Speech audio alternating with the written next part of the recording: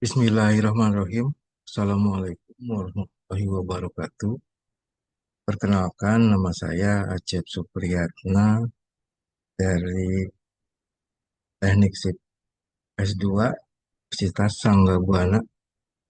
Dalam hal ini, saya akan presentasikan terkait pengelolaan air hujan dan upaya pengendalian banjir sebagai cermin infrastruktur hijau.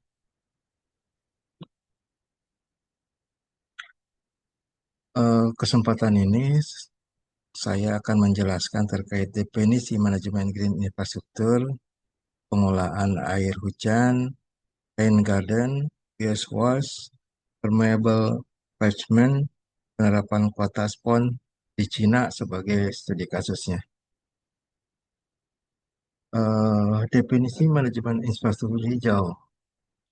Green infrastructure management adalah pendekatan pengelolaan infrastruktur yang berbasis alam, yang bertujuan untuk meningkatkan keberlanjutan lingkungan, mengurangi dampak perubahan iklim, dan meningkatkan kualitas hidup masyarakat melalui integrasi sistem alami seperti taman, jalur hijau, dan sistem drainase alami dalam perencanaan dan pengelolaan kota. Mayer Simon 2003. Dan problem menurut Putri Ai tahun 2004, semua negara untuk mencapai modernisasi ekonomi dan sosial melakukan pembangunan perkotaan pada tahun 2018. Senilai 50% dari populasi dunia dicatat tinggal di daerah perkotaan. Proporsi yang diperkirakan akan meningkat menjadi 68% pada tahun 2050. Semakin meningkatnya tingkat urbanisasi berdampak pada penggunaan lahan dan tata ruang. Semakin tinggi tingkat urbanisasi, tentu kebutuhan akan perumahan juga semakin meningkat. Areal pesawahan, perkebunan, bahkan hutan seringkali diambil untuk memenuhi kebutuhan tersebut. Menurut Zhang et al. Tahun 2020, di dalam penelitiannya menyebutkan bahwa pada tahun 2005, tingkat urbanisasi di Jepang mencapai 66%. Dengan rasio penggunaan lahan perkotaan mengalami peningkatan di tahun 1976 sebesar 4,3% menjadi 7,3% pada tahun 2009. Semakin berkurangnya area resapan air dan perubahan dan morfologi tanah menjadi salah satu kesalahan utama dalam urbanisasi. Fenomena banjir hampir di setiap musim hujan menjadi tantangan yang harus dihadapi. Pengolahan air hujan. Yang pertama, mengurangi limpasan air hujan. Pengolahan air hujan yang efektif dalam mengurangi limpasan air hujan yang berlebihan, yang seringkali banjir, dengan memanfaatkan infrastruktur hijau seperti taman hujan dan retensi, kita bisa meningkatkan resapan air ke dalam tanah sehingga lebih banyak air yang terserap daripada mengalir ke saluran drainase. Yang kedua, manfaat ekosistem perkotaan. Infrastruktur hijau tidak hanya berfungsi untuk mengendalikan air hujan, tetapi juga menjaga keseimbangan ekosistem perkotaan. Dengan menciptakan ruang terbuka hijau, kita dapat meningkatkan biodiversitas, menyediakan habitat bagi flora dan fauna, serta meningkatkan kualitas udara di lingkungan perkotaan. Yang ketiga, pendekatan berbasis alam. Infrastruktur hijau menggunakan pendekatan berbasis alam yang meniru proses hidrologi alami tidak hanya efisiensi dalam mengelola air, tetapi juga memberikan solusi kelanjutan untuk permasalahan lingkungan yang dihadapi oleh banyak kota saat ini.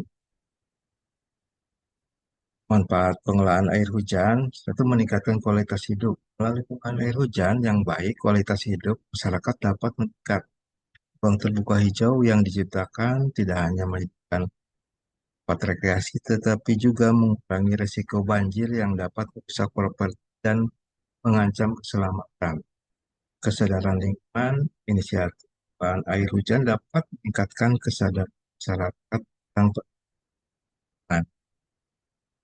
Dengan terlibatnya dalam kegiatan seperti penanaman pohon dan pembuatan taman hujan, masyarakat belajar tentang dampak positif dari basuh hijau. Pembangunan berkelanjutan, implementasi infrastruktur hijau dalam pengelolaan air hujan, dan pembangunan berkelanjutan dengan memanfaatkan sumber daya alam secara bijaksana. Kita memastikan bahwa kebutuhan generasi saat ini terpenuhi tanpa mengorbankan kemampuan generasi mendatang. Dalam hal ini, studi kasus pengelolaan air hujan dalam isu hijau terkait rain garden, grass waste, permeable, pavement. Eh, yang pertama, rain garden. Fungsi dan keuntungan fungsi utama dari rain garden adalah untuk mengolah air hujan secara efektif.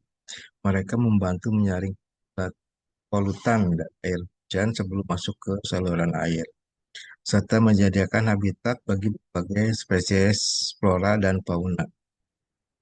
Rain garden tidak hanya membantu mengurangi risiko banjir, tetapi juga meningkatkan keindahan landscape dengan penanaman vegetasi yang tepat.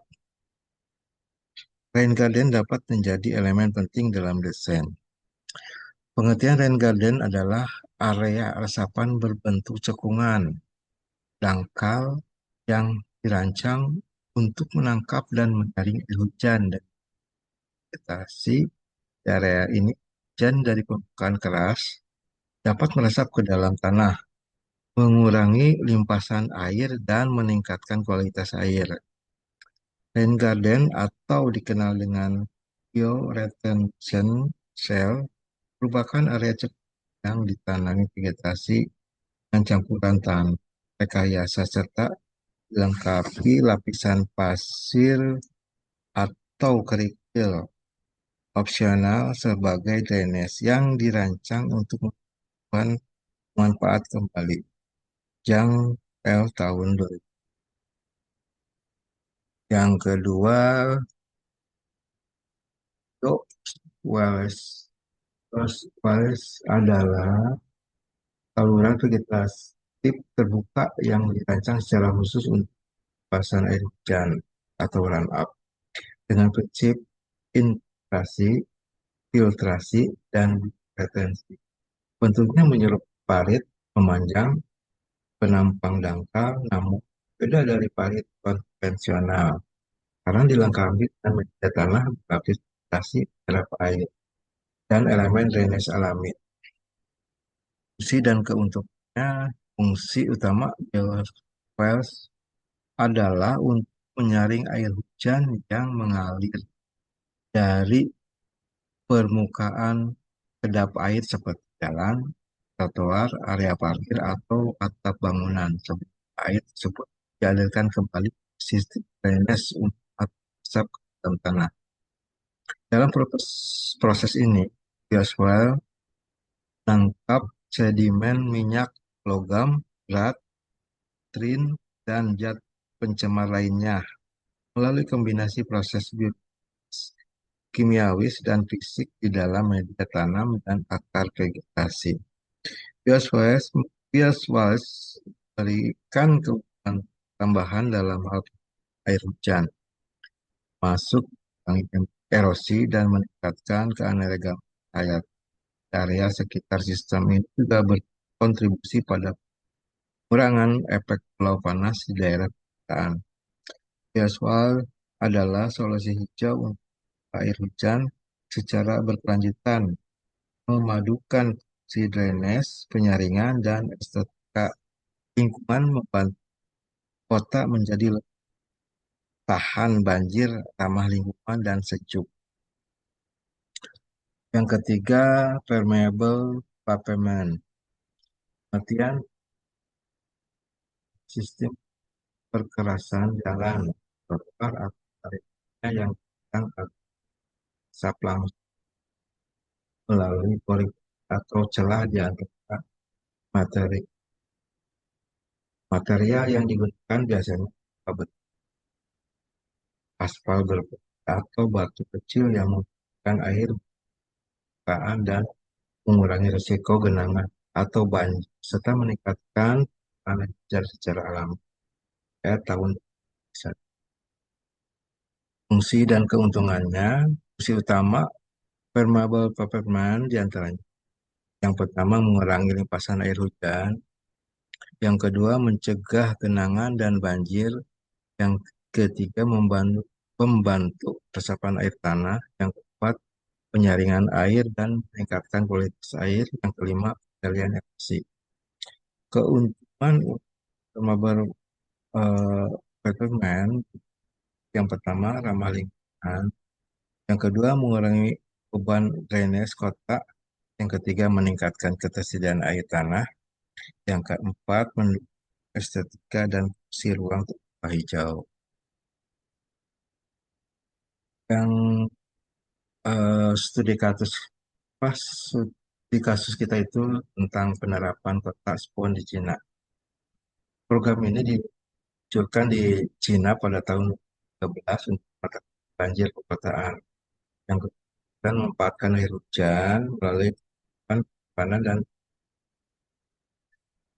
yang ketiga mengintegrasikan pendekatan basis ekosistem dan infrastruktur hijau dan meningkatkan kualitas lingkungan air permukaan dan mengurangi emisi dan risiko banjir. Penerapan kota spon di Cina, yang pertama manfaat kota spon, ya, yang pertama itu mengurangi risiko banjir, yang kedua mengolah limpasan air hujan untuk menggunakan kembali, yang ketiga mempromosikan penggunaan sumber daya air yang bijaksana dalam lingkungan perkotaan. Evaluasi kota spon, yang pertama berdasarkan data proyek berhasil mengurangi polusi dan meningkatkan kualitas lingkungan. Yang kedua, tantangan tentang ada pada standar pelaksanaan yang beragam dan kurangnya kualitas data. Yang ketiga, dibutuhkan pelatihan, kolaborasi lintas disiplin, dan pendekatan berbasis komunitas. Demikian yang saya sampaikan untuk presentasi ini. Sekian dan terima kasih. Wassalamualaikum warahmatullahi wabarakatuh.